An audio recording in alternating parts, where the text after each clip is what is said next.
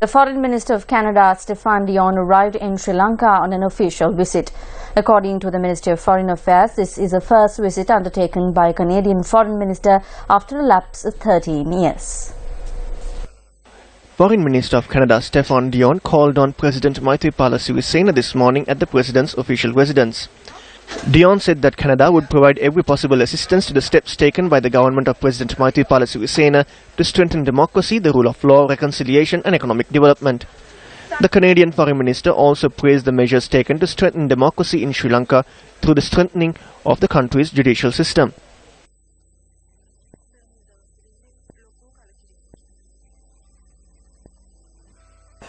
Visiting Canadian Foreign Minister Stéphane Dion also called on Prime Minister Ranil Wickremesinghe at Temple Trees today. A statement from the Prime Minister's office reads that the duo engaged in bilateral discussions.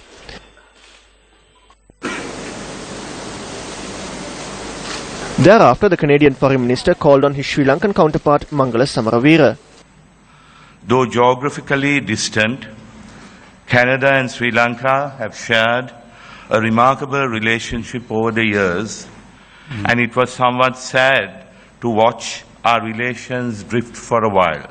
During our meeting today, we discussed a range of issues of bilateral importance, including development cooperation, reconciliation efforts, economic cooperation, governance, and people-to-people ties.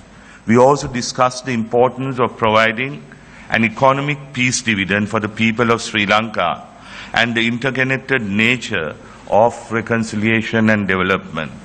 I also informed Minister Dion that we are keen to engage with the Sri Lankan community in Canada and invite them to visit the country that they left or was compelled to leave many decades ago.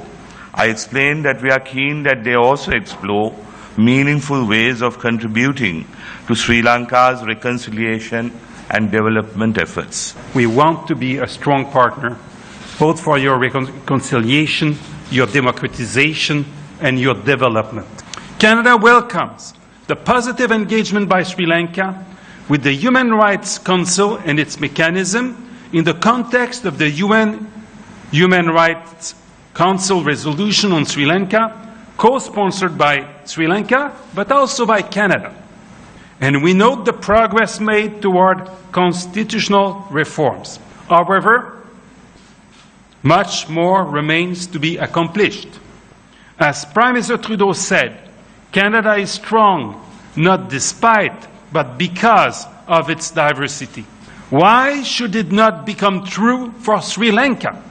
The reconciliation journey will be long and strewn with obstacles, but it is important to focus on the future. Later in the day, the visiting Canadian Foreign Minister met with opposition leader Sambandhan and other representatives of the Tamil National Alliance.